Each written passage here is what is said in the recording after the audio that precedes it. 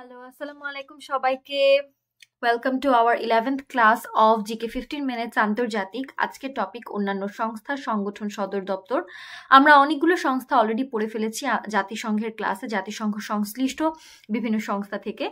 আর আজকে আমরা পড়ব হচ্ছে বাকি যে সংস্থাগুলো বাকি আছে, এবং এখানে আমি কয়েকটা ভাগ আকারে নিয়ে এসেছি। প্রথম স্লাইডে আমরা পড়ব আন্তর্জাতিক রাজনৈতিক সংস্থা, তারপরে পড়ব অর্থনৈতিক ও বাণিজ্য সংস্থা, তারপর পড়ব আঞ্চলিক বিভিন্ন সংস্থা, অঞ্চল ভেদে যেগুলা, এরপর বিভিন্ন স্বেচ্ছাসেবী সংস্থা আছে, কিছু সামরিক সংস্থা, এবং লাস্ট পরিবেশ বিষয়ক সংস্থা। তো ফার্স্টে আমরা দেখি ফার্স্টেটা কি, আন্তর্জাতিক রাজনৈতিক সংস্থা।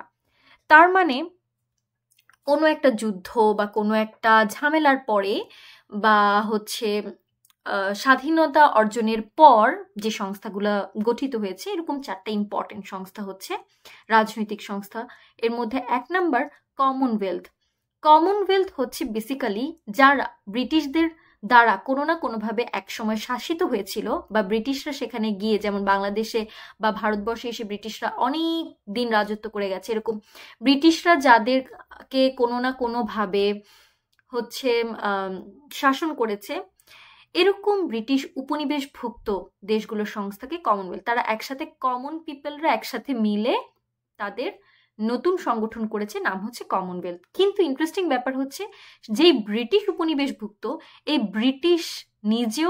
ব্রিটেন নিজেও কিন্তু এখানে উপস্থিত, মানে এই সংস্থায় আছে, এবং সে সদর দপ্তরেও সেখানেই অবস্থিত, যুক্তরাজ্যে।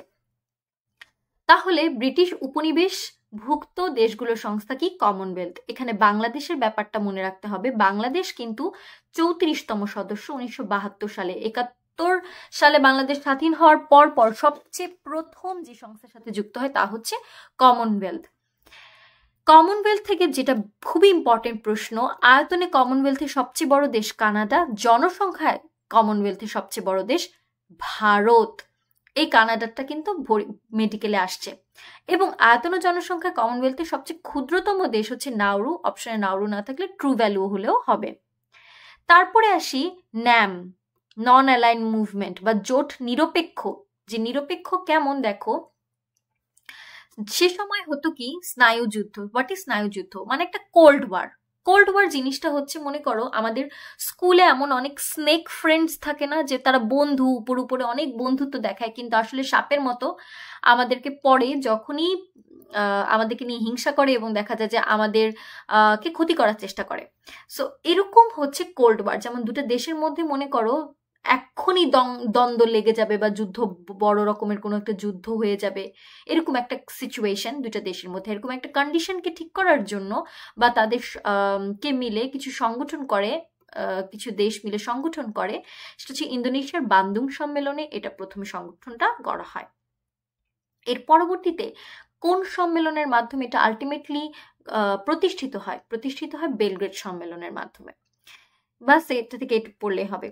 এছাড়া দুইটা ইসলামিক সংস্থা আছে, দেখো, একটা ইসলামিক সহযোগিতা সংস্থা, organisation of Islamic corporation, OIC, আর আরেকটা হচ্ছে আরব লীগ। ওআইসি সদস্য বাংলাদেশ 32তম সদস্য 1974 সালে হয়। ঠিক এটার উল্টাই কিন্তু এটা, দেখো 2 আর 4-এর ডিফারেন্স। আচ্ছা, এখন ওআইসিটা কেন হয়েছে জানো? ওআইসিটা হয়েছে ইসরায়েল জেরুজালেমের বাইতুল মুকাদ্দাস মসজিদে আগুন লাগিয়ে দিলেই ওআইসি গঠন করার জন্য ইসলামিক যে রাষ্ট্রপ্রধানরা আছে তারা একত্র হয়।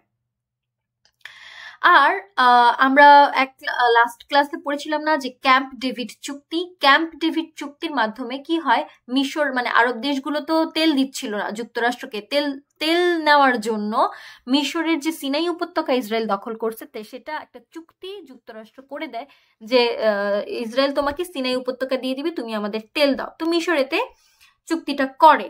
এই চুক্তি করার পর মিশরকে আরব লীগ আর ওআইসি থেকে কিন্তু বহিষ্কার করা হয়েছিল, যে এটা তো বিশ্বাসঘাতকতা হলো বাকিদের সাথে, এর জন্য। সো এই কয়েকটা লাইন কিন্তু পড়তে হবে। আমার লাল লাইনগুলো পড়লেও মোর দেন ইনাফ। তারপর দেখো, আমরা চলে যাই অর্থনৈতিক ও বাণিজ্য সংস্থায়। অর্থনৈতিক ও বাণিজ্য সংস্থার প্রথমটা হচ্ছে ইইউ, ইউরোপীয় ইউনিয়ন।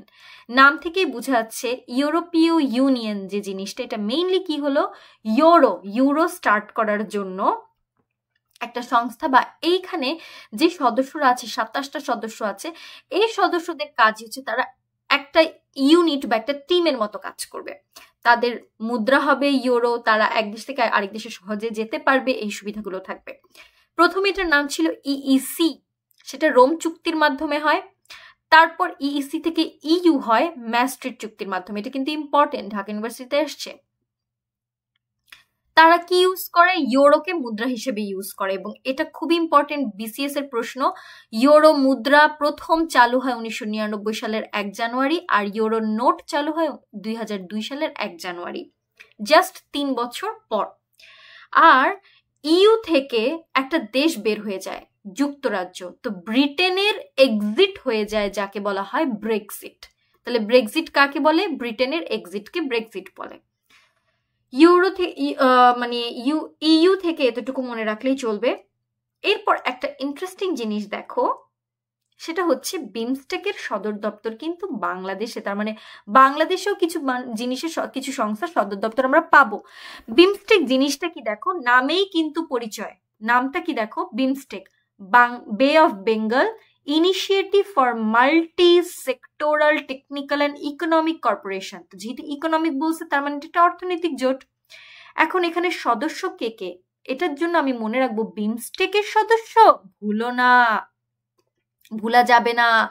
তাহলে বিমস্টেক বাংলাদেশ, ভারত, মায়ানমার, শ্রীলঙ্কা, থাইল্যান্ড। বিমস্টেকের সদস্য কে? ভুলো না, ভুলো ভুটান, আর নাতে মনে রাখবো নেপাল। এই গেল হচ্ছে এটা বে অফ বেঙ্গল, মানে কি বঙ্গোপসাগরীয় একটা অর্থনৈতিক জোট। এছাড়া দেখো এডিবি, এশিয়ান ডেভেলপমেন্ট ব্যাংক, এটার সদর দপ্তর ফিলিপাইন ম্যানিলাতে অবস্থিত। বাংলাদেশ সদস্য পদ লাভ করে 2007-এ। এটাও এশিয়ারই, দেখো এশিয়ারই একটা উন্নয়ন ব্যাংক। এছাড়া আছে ব্রিক্স। ব্রিক্সটা হচ্ছে এই যে Brazil, Russia, India, China, south Africa, এই ব্রিক্স, এদেরকে নিয়ে এরা 5টা দেশ মিলে নিজেদের জন্য একটা উন্নয়ন ব্যাংক গঠন করছে। এডিবি দিয়ে তারা খুশি নেই, জন্য তারা এনডিবি গঠন করছে। ভালো কথা, তারা 5টা একটু স্পেশাল নিজেদেরকে ফিল করে এনডিবি গঠন করেছে। তো বাংলাদেশকে কে সবচেয়ে বেশি সাহায্য করে জানো? Zika, Japan international corporation agency. বাংলাদেশকে প্রচুর এই জাপান সরকারটা সাহায্য করে, এই এজেন্সিটা প্রচুর সাহায্য পেয়ে থাকে এজেন্সি থেকে। অর্থনৈতিক ও বাণিজ্যের আর দেখো 5টা আছে, ওপেক, এপেক, ডি8, জি7, জি20। জি এর যেগুলা জি7 আর 20, এদের কোনো সদর দপ্তর নাই। ওপেক, এপেক আর ডি8 এর আছে।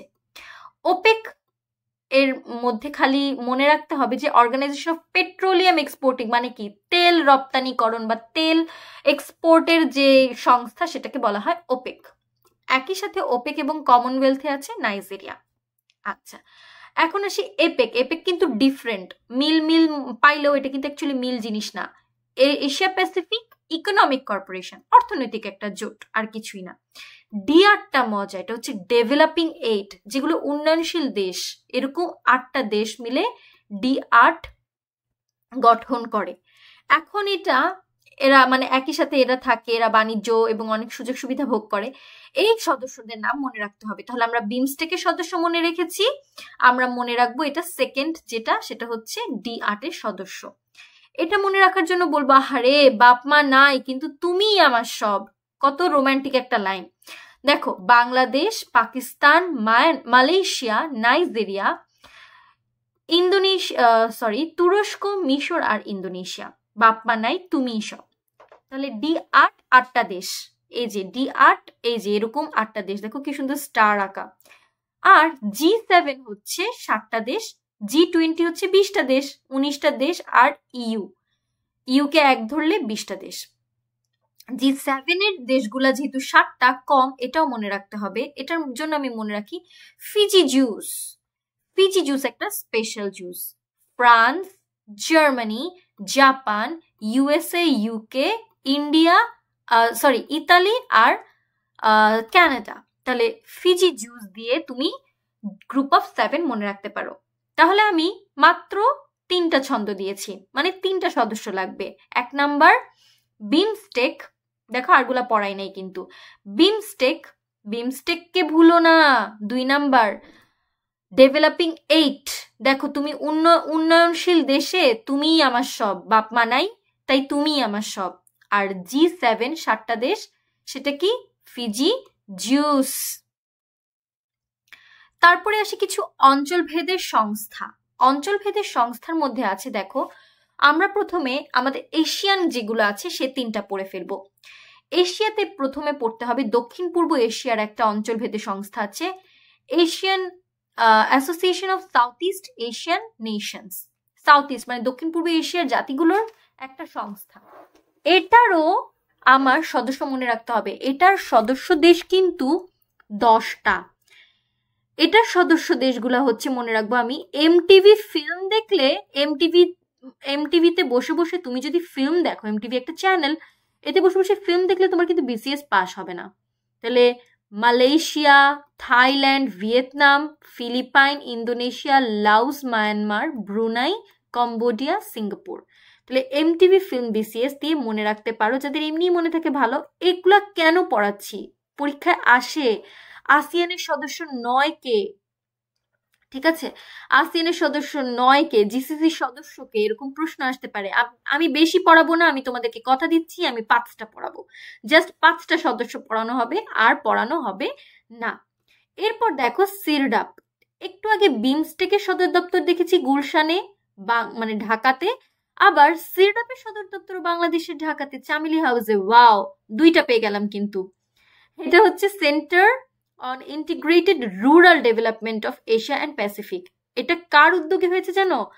ফাও এর উদ্যোগে। ফাও ফুড এগ্রিকালচার, তো সে চিন্তা করতেছে না আমি তো রুরাল ডেভেলপমেন্ট করতে পারছি না, এই জন্য সে আলাদা একটা উদ্যোগ নিল, তার উদ্যোগে সিরডাপটা গঠন হলো। আচ্ছা, বাংলাদেশ যেহেতু কৃষি প্রধান দেশের জন্য বাংলাদেশের ঢাকাতেই হচ্ছে এর সদর দপ্তর করে দিল।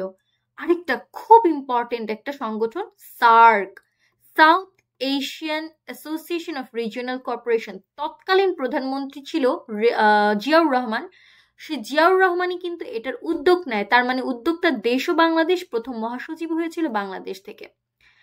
এবং এটার দেশ কয়টা? 8টা। দেখো ছবি দেখলে বোঝা যায় যে দক্ষিণ এশিয়ার যে দেশগুলা, বাংলাদেশ, ভারত, পাকিস্তান, নেপাল, ভুটান, শ্রীলঙ্কা, মালদ্বীপ, সর্বশেষ আফগানিস্তান যুক্ত হয়ে যায়। তাহলে এই 8টা দেশ হচ্ছে দক্ষিণ এশিয়ার 8টা দেশ, এই 8টা দেশ মিলে সার্ক গঠন হয়। সার্কের সাথে মনে রাখতে হবে সাপটা আর সাফটা। সাপটা হচ্ছে প্রেফারেন্সিয়াল ট্রেড, বাণিজ্য চুক্তি, এটা হচ্ছে ফ্রি ট্রেড এরিয়া, মানে কিছু আছে না যে ফ্রি বাণিজ্য, কিছু এলাকা থাকে যেসব এলাকায় হচ্ছে কি তুমি স্বাধীনভাবে বাণিজ্য করতে পারবে, কোনো ট্যাক্স বা কোনো কিছু লাগে না, ওরকম কিছু এলাকাও আছে। এই জায়গাটা আমার খুব ভালো করে পড়তে হবে, এবং পড়তে হবে যে এসএমআরসি আর স্যাক এই দুটাও বাংলাদেশের সদর দপ্তর, যদিও সার্কের সদর দপ্তর কিন্তু বাংলাদেশ না। এই প্রত্যেকটা দেশের মাঝ বরাবর যে আছে নেপাল, নেপালেই কাঠমান্ডুতে এই সদর দপ্তর। আচ্ছা, এতক্ষণ আমরা পড়েছি এশিয়ার গুলা, এখন আমরা দেখব আমেরিকার একটা সংস্থা আছে, OAS, organization of American states. এখানে আবার বাংলাদেশ পর্যবেক্ষক রাষ্ট্র। আফ্রিকার আছে AU, আর উপসাগর, পারস্য উপসাগরের দেশগুলো মিলে গঠন করেছে GCC, গালফ কর্পোরেশন কাউন্সিল। এদের সদস্যটা মনে রাখতে হবে। তার মানে আমরা বিমস্টেক মনে রেখেছি, D8, G7 মনে রেখেছি, আসিয়ানেরটা মনে রেখেছি, এবং মনে রাখবো এখন জিসিসি কে। জিসিসিটা আমি খুব সুন্দর একটা ছন্দ পেয়েছি, ওমা সৌদি বেআইন আমারই কাতুকুতু দেয়, এটা আমি এক জায়গায় পেয়েছি, আমার কাছে মজাই লাগলো। দেখো, ওমান, সৌদি আরব, বাহরাইন, আরব আমিরাত, কাতার, কুয়েত। তার মানে এই ছক দিয়ে তোমার ভালোই মনে থাকবে। এরপরে চলে আসি আমরা স্বেচ্ছাসেবী সংস্থা, কি কি আমাদেরকে সেবা প্রদান করছে। দেখো আমরা রেড ক্রস পড়েছি না, এটা অ্যাকচুয়ালি কি ICRC, international committee of the red cross. এটার সদর দপ্তর সুইজারল্যান্ড, জেনেভাতে অবস্থিত। এটা দেখো বাংলাদেশ 1973 সালে সদস্য হয়, এবং এটা 3বার নোবেল পুরস্কার পায়, কারণ এটা অনেক সেবা দিচ্ছে, পুরো বিশ্বজুড়ে সেবা দিচ্ছে, সহজ কথা। এটা মুসলিমদের জন্য রেড ক্রিসেন্ট, আমরা তার ক্রসে বিশ্বাসী না, এই জন্য রেড ক্রিসেন্ট। খ্রিস্টানরা ক্রস বিশ্বাস করে, সো তাদের জন্য রেড ক্রস। ইসরায়েলদের জন্য রেড ক্রিস্টাল। এরপরে দেখো কয়েকটা ইন্টারন্যাশনাল আছে, amnesty, rotary, Oxfam, Orbis, transparency. একটা একটা কথা জাস্ট বলবো প্রত্যেকটা থেকে। অ্যামনেস্টিতে আছে, তাহলে মানবাধিকার সংরক্ষণ সংস্থা। ট্রান্সপারেন্সি, ট্রান্সপারেন্ট থাকতে হবে কিসে? দুর্নীতির ক্ষেত্রে দুর্নীতি করা যাবে না, তার মানে দুর্নীতি বিরোধী সংস্থা হচ্ছে ট্রান্সপারেন্সি ইন্টারন্যাশনাল। মাঝখানে rotary, Oxfam, Orbis. Rotary international আছে একটা, এটা বাদ দাও। অক্সফ্যাম আর অরবিস দুইটাই কিন্তু অক্সফ্যাম হচ্ছে দাতব্য সংস্থা, অরবিস হচ্ছে উড়ন্ত চক্ষু হাসপাতাল। দাতব্য সংস্থার উড়ন্ত চক্ষু হাসপাতাল। তাহলে আমার প্রত্যেকটা ইন্টারন্যাশনাল থেকে একটা কথা শেষ। কেয়ারটা মনে রাখতে হবে যে cooperative for assistance and relief everywhere, এটা কিন্তু বাংলাদেশে কার্যক্রম শুরু করে 1974 সালে, ত্রাণ বিতরণ করে, সহজ কথা ত্রাণ বিতরণ। এগুলো সবগুলো হচ্ছে বিভিন্নভাবে সেবা প্রদান করে। এখন এই প্রত্যেকটা স্বেচ্ছাসেবী সংস্থা কিন্তু তুমি মেডিকেলে চান্স পাওয়ার পরও পড়তে হবে, কেননা এই কোনটা কিভাবে সেবা দিচ্ছে, সেবা দেওয়াই তো আমাদের ডাক্তারদের কাজ। সে সেবার যে সংস্থাগুলো আছে সেগুলো সম্পর্কেও বৈদেশিক সংস্থাগুলো সম্পর্কেও জানা থাকতে হয়। এরপর দেখো সামরিক সংস্থা জাস্ট দুইটা পড়বো। একটা হচ্ছে নাটো। নাটো থেকে 3টা কথা পড়তে হয়। একটা হচ্ছে নাটোর ফুল ফর্ম কি? নর্থ আটলান্টিক ট্রিটি অর্গানাইজেশন, মানে উত্তর আটলান্টিক একটা চুক্তি। উত্তর আটলান্টিক কি কি আছে? যেমন উত্তর পাশে দেখো এখানে হচ্ছে গিয়ে তোমার যুক্তরাষ্ট্র, যুক্তরাজ্য, ফ্রান্স, এই জায়গাটা হচ্ছে আটলান্টিক মহাসাগর, এইখানে হচ্ছে তোমার উত্তর পাশ। তো এখানে নাটোভুক্ত মুসলিম দেশ আছে 2টা, এটা কিন্তু বিসিএস এর আসছে, আলবেনিয়া আর তুরস্ক, মনে রাখতে হবে। বাকিগুলো একটা রিডিং দিতে পারে, এটা সামরিক একটা বাহিনী। আর পুলিশ সংস্থা যেটা বাংলাদেশ সদস্য পায় 1976 সালে, ইন্টারপোল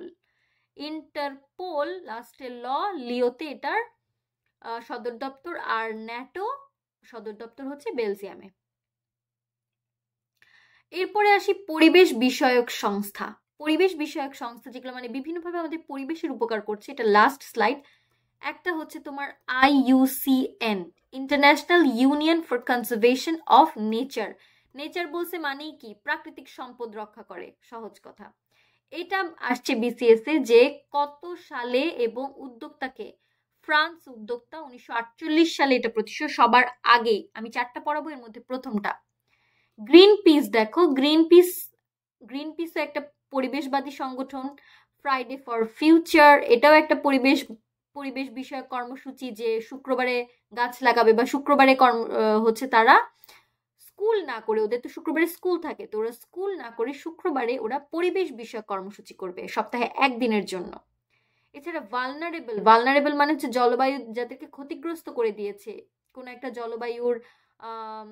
জলবায়ুজনিত ক্ষতির কারণে যে ক্ষতিগ্রস্ত দেশগুলো আছে তাদের মধ্যকার একটা জোট হচ্ছে ভালনারেবল 20। তাহলে এই গেল আমাদের আজকের স্লাইড।